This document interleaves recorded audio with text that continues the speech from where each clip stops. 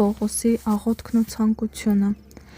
Նախ ձեզ բոլորիդ համար գոհանում եմ իմ Աստծուց Հիսուս Քրիստոսի միջոցով,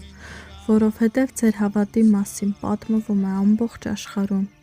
Վկա է ինձ Աստված, որ ինձ ծառայում եմ իմ հոգով նրա որդու ավետարանում, թե ինչպես անդադար ձեզ հիշատակում եմ իմ աղոթքներում,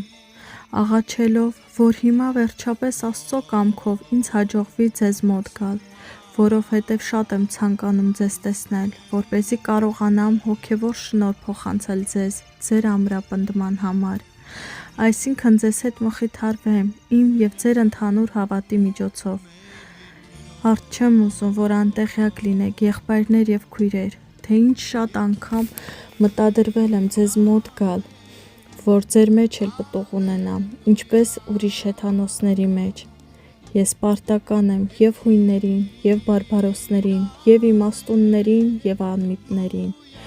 այնպես որ, որքան ի վիճակի եմ, ես պատրաստ եմ ավետարանը քարոզելու ձեզ էլ, որ Հռոմում եք,